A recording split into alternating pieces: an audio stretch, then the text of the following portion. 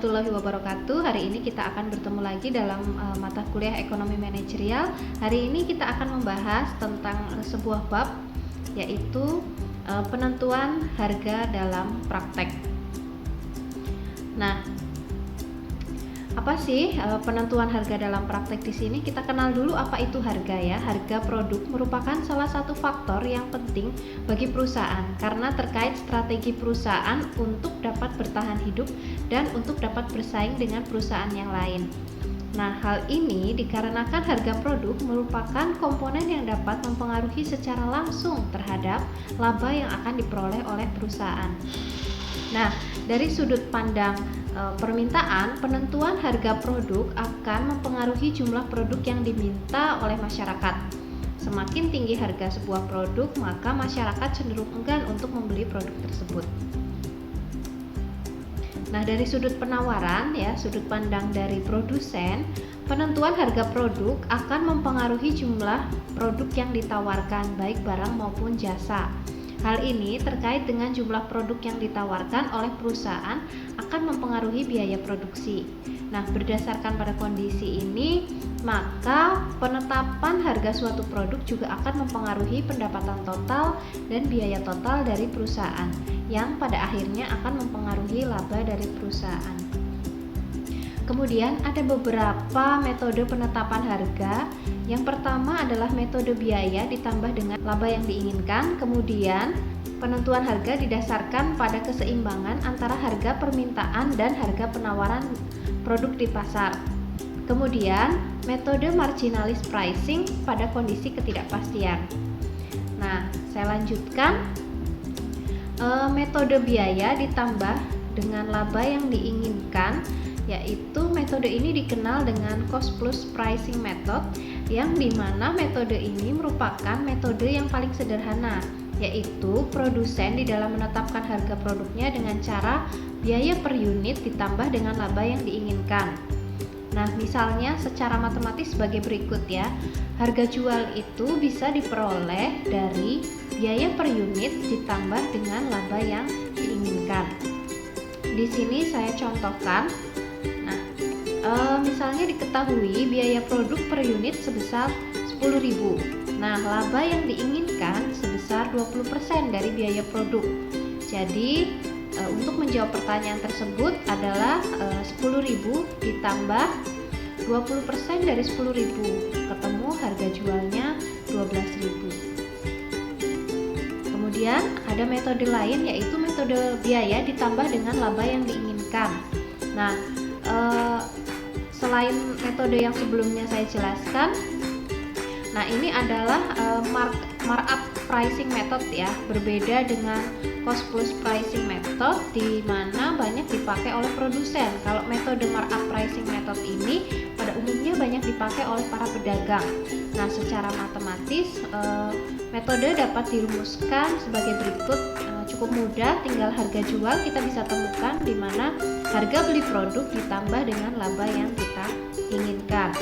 Saya contohkan di sini misalnya harga beli produknya 150, kita menginginkan labanya itu 50%. Jadi 150 ditambah 50% dari harga produk, yaitu 225.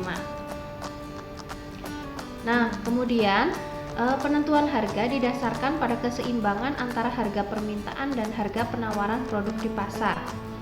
Nah, untuk mengaplikasikan metode ini, produsen harus melakukan riset ya, penelitian terlebih dahulu untuk menaksir fungsi permintaan produk yang ditawarkan di pasar. Metode ini merupakan metode yang baik untuk menentukan laba maksimal melalui keseimbangan antara permintaan produk dan penawaran produk. Jadi akan terjadi yang namanya equilibrium pasar. Nah, setelah diketahui keseimbangan harga di pasar, maka perusahaan dapat menentukan harga produk yang ditawarkan oleh perusahaan, di mana harga tersebut dapat memaksimalkan laba perusahaan. Nah, bisa kita lihat di sini ya, ada soal fungsi permintaan, di mana QD sama dengan 40 min P dan QS sama dengan 4P min 50. Nah, bagaimana dengan harga keseimbangannya? Nanti kita akan buat untuk latihan soal. Kemudian kita beralih ke marginalis pricing dalam ketidakpastian ya. Ada 3 cara di sini. Yang pertama adalah penggunaan taksiran kurva permintaan dan MC atau marginal cost, dan penggunaan taksiran elastisitas harga dan marginal cost. Yang ketiga, penggunaan taksiran biaya dan penerimaan incremental. Nah, kita tahu di sini bahwa marginal cost adalah biaya yang harus dikeluarkan perusahaan setiap menaikkan satu unit output. Kalau marginal revenue atau pendapatan marginal adalah kenaikan atau penurunan penerimaan sebagai akibat dari penambahan atau pengurangan satu unit output. Dan marginal cost pricing atau harga biaya marginal yaitu metode penentuan harga berdasarkan biaya produksi yang dibutuhkan suatu produk untuk mencapai titik impas atau mencapai target laba yang telah ditentukan.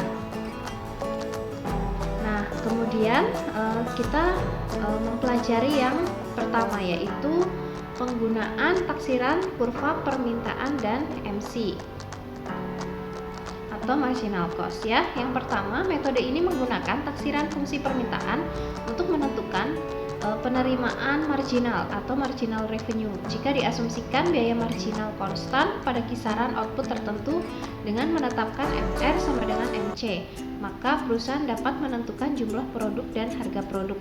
Di sini misalnya Q sama dengan min 0,5P plus 70, TC sama dengan 2Q pangkat 2 min 35Q plus 250. Berapa Q dan P nya nanti kita akan mencoba menjawab di latihan soal.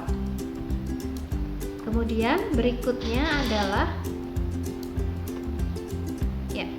penggunaan taksiran elastisitas harga dan MC ya. Ini menjadi metode yang kedua, yaitu metode ini menggunakan elastisitas produk untuk menentukan harga suatu produk, yaitu menggunakan elastisitas delta Q per delta P kali P per Q.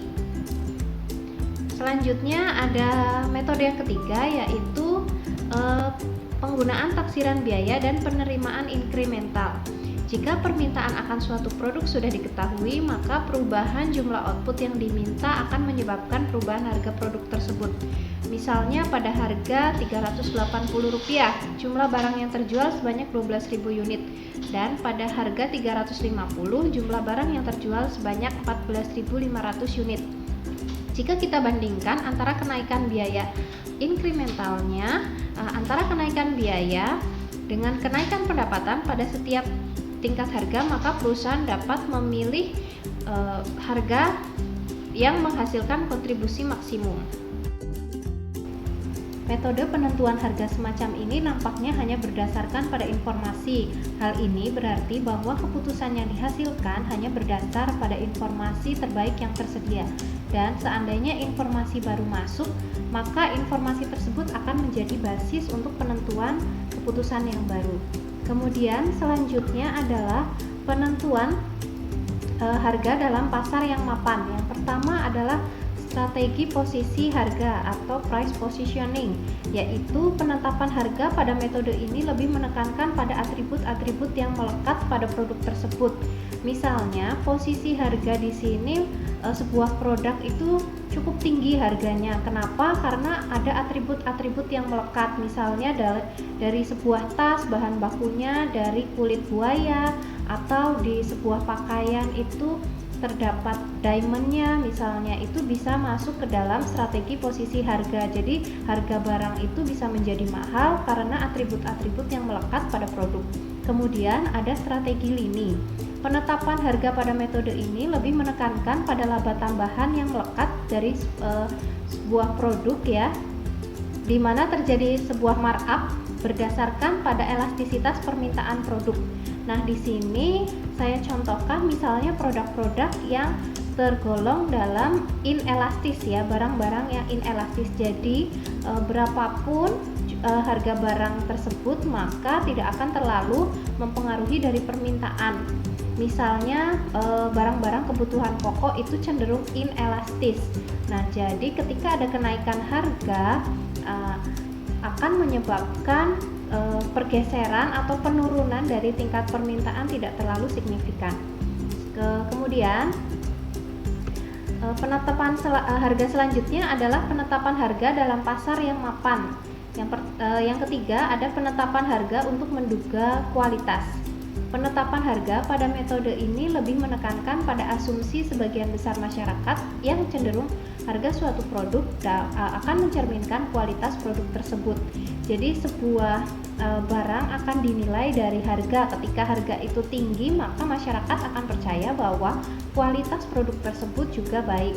Kemudian selanjutnya sebaliknya, ketika suatu barang itu dihargai dengan harga yang murah, maka asumsi dari masyarakat akan menduga bahwa kualitas produk tersebut tidak baik. Kemudian penentuan harga produk dalam satu paket. Nah, ini penetapan harga pada metode ini lebih menekankan kepada penjualan beberapa produk secara bersama-sama. Misalnya dari contohnya mainan-mainan anak gitu ya. Nah, itu kan merupakan bagian-bagian yang tidak mungkin terpisahkan dan dijual dalam satu paket. Nah, selanjutnya ada potongan kuantitas, yaitu penetapan harga pada metode ini lebih ditekankan pada kuantitas produk yang ditawarkan. Nah, contohnya penetapan harga pada metode ini yaitu adalah potongan harga yang ditawarkan ini kepada calon konsumen agar bersedia membeli dalam jumlah yang lebih besar. Kemudian penetapan harga promosi, yaitu penetapan harga pada metode ini lebih ditekankan kepada kegiatan promosi untuk mempromosikan suatu produk ke masyarakat. Biasanya dalam peluncuran awal sebuah produk itu ada produk harga promosi ya, sehingga orang tertarik untuk membeli. Kemudian ada beberapa sebab perusahaan menetapkan harga promosi. Jadi yang pertama yaitu meningkatkan penjualan. Jadi tujuannya untuk meningkatkan penjualan dan minat beli dari para calon konsumen. Kemudian ada juga menghabiskan stok barang atau cuci gudang. Biasanya ini untuk barang-barang yang hampir expired atau sudah modelnya akan ganti di tahun berikutnya, di sesi berikutnya, maka dia akan melakukan sale ya untuk cuci gudang. Kemudian memperluas jaringan distribusi. Nah, selanjutnya memperluas pangsa pasar dan merangsang atau memicu perilaku pembelian. Nah, ini tujuannya untuk menarik minat pembeli, misalnya ada logo diskon atau sale. Nah, ini akan menarik minat dari para calon konsumen. Kemudian kerugian dari harga promosi, yang pertama akan mengurangi laba bagi perusahaan yang menjual produk tersebut. Kemudian yang kedua menambah pengeluaran perusahaan. Yang ketiga menurunkan citra produk. Terkesan kalau barang yang terlalu banyak diobral, di sale, di diskon, maka citra dari barang tersebut itu bisa menurun. Kemudian penentuan harga barang baru. Ada yang namanya skimming price. Apa itu skimming price? Di mana skimming price ini banyak dilakukan oleh perusahaan-perusahaan yang bergerak di bidang teknologi ya. Ketika meluncurkan HP baru atau laptop baru, biasanya mereka menggunakan sistem skimming price, di mana menentukan harga itu relatif mahal di awal. Kemudian setelah ada review-review yang positif terkait produk mereka akan menurunkan harga produk seiring dengan meningkatnya persaingan pasar.